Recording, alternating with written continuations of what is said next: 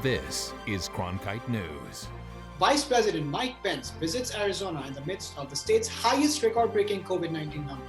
A former Arizona Attorney General gives us his perspective on the governor's order amid rising coronavirus cases in the state. Move over NAFTA, the USMCA is here. Juan Ciscomani from the governor's office explains what it means for Arizona. Cronkite News starts now.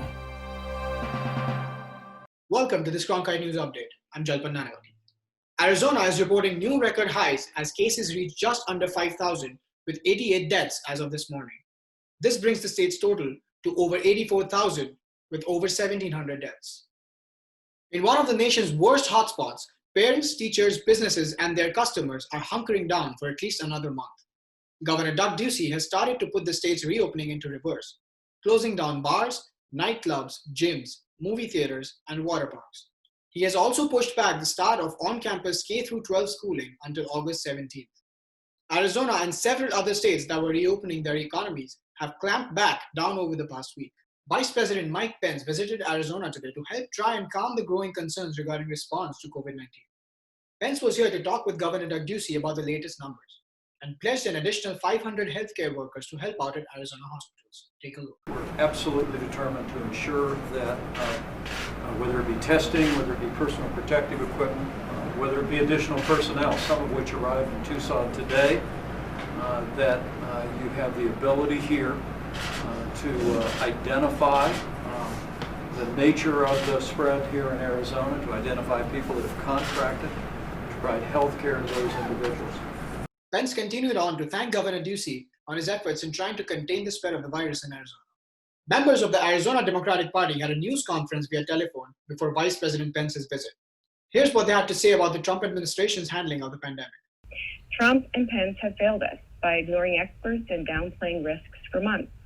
And they are still downplaying risks, even as increasing numbers of Arizonans get sick.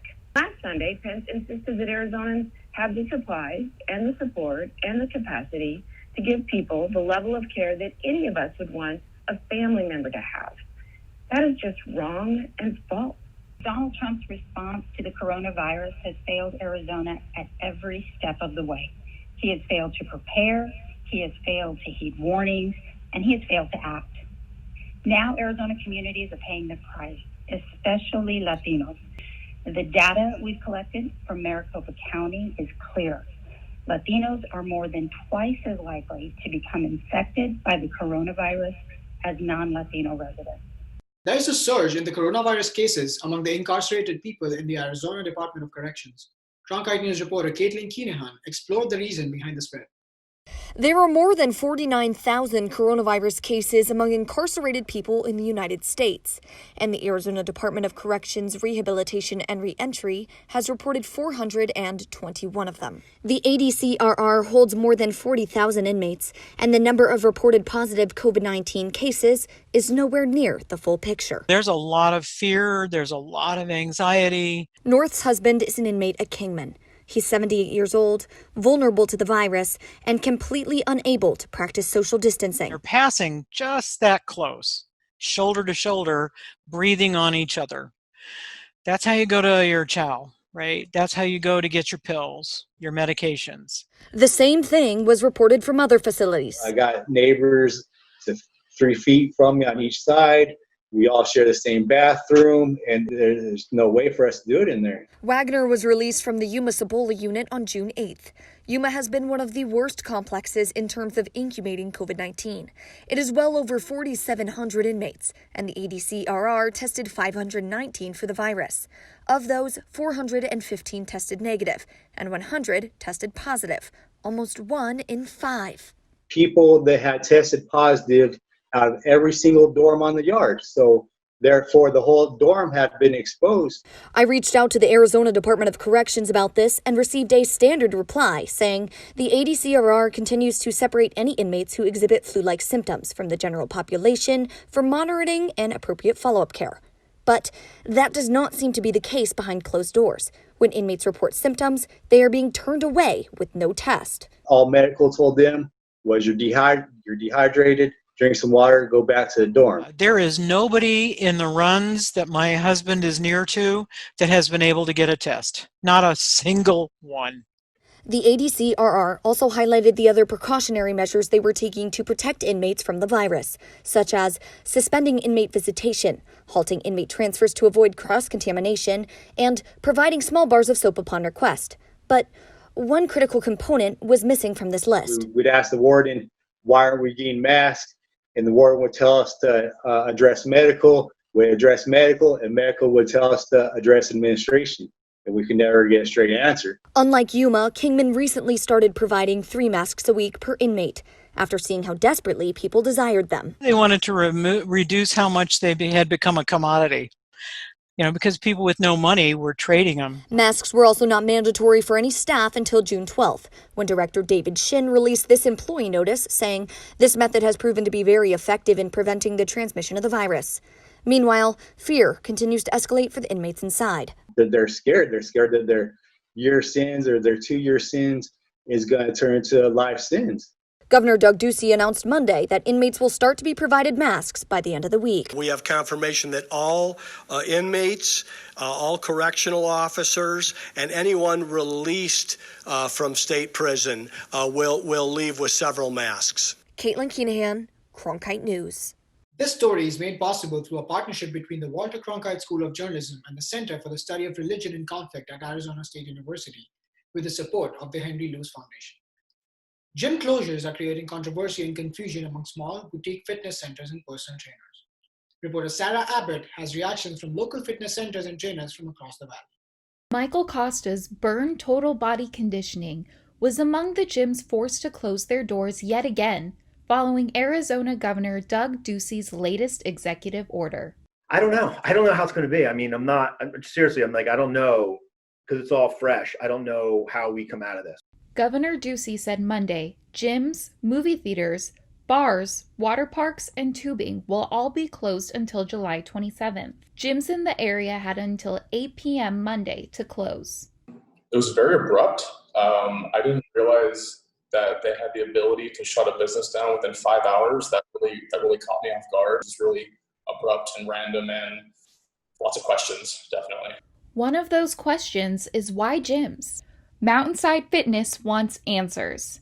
The company said it is suing the state and was cited Tuesday for refusing to close its doors. And they're not alone in raising questions. Costa wants to know why the governor ordered gyms to shut down, but other nearby businesses could stay open. And this isn't like I'm crying victim, but like we have in our shopping center, we have, a nail salon, we have a physical therapy place who are able to remain open. For EOS trainer Terrence Milas, the financial impact of his gym closing is steep. This is my only source of income, so quite a big, it's literally being the rug pulled out from under me.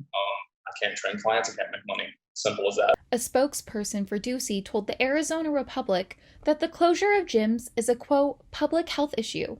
Ducey said Monday the aspirational goal is to reopen the businesses in 30 days while monitoring the data to protect public health.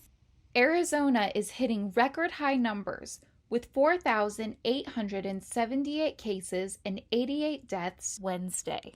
Understanding that, Costa says the health and safety of clients are the number one priority. I think that the tide is greater than us trying to stay open. Burn is complying with the order and froze memberships for the time being. Sarah Abbott, Cronkite News. Burn Total Body Conditioning has 2 locations. They're unsure if they'll need to reduce down to 1 location after the 30-day closure ends. Former Arizona Attorney General Grant Woods weighed in as to whether gyms have a case against Governor Doug Ducey. Whether you think the governor has done a good job on this, which I don't, or whether you think he has the legal right to do what he's doing, which I do. I think the complaint by the gym that sued him already is that they didn't get any due process. They didn't get to have a hearing or anything like that. But that's kind of how it works in an emergency situation. They think there's no mechanism for a hearing. They should be able to have a hearing soon. I think they'll get around to that. There is a procedure in the next 30 days where they fill out a form and they'll work through those issues. But by definition, emergency means that you don't get, it's not a normal situation. So you don't get all your normal due process things exactly when you want them. The United States-Mexico-Canada Agreement, or USMCA for short, came into effect today, replacing NAFTA, which was signed back in 1984. Replacing NAFTA with a new trade deal was a key campaign point in 2016 for US President Donald Trump. Among other changes from the Clinton-era NAFTA, the USMCA includes new provisions for digital commerce, more stringent rules of origin for auto parts, and new minimum wage requirements for certain auto workers. The deal was signed by 3 countries' leaders in November 2018, but the text was later changed after months of closed-door negotiations between the Trump administration and House Democrats. Arizona Horizon talked with a representative from the governor's office about what this means for Arizona. Well, USMCA for Arizona specifically and for our trading partners in North America means more opportunity. NAFTA got us to a really good place of trade within these 2 countries, and for Arizona, both Mexico and Canada are number 1 and number 2 trading partners internationally. With the start of USMCA that kicks off today, we're looking at many good opportunities and new opportunities specifically for our small and medium-sized companies. So Arizona is really set up to win with this trade. The Consul General to Canada also praised the deal from the Canadian perspective, saying that the deal added certainty, calling it the most modern trade agreement in world history. That's it for Cronkite News. For Arizona news updates throughout the day, follow us on Facebook and Twitter, and find us online at cronkitenews.azpbs.org.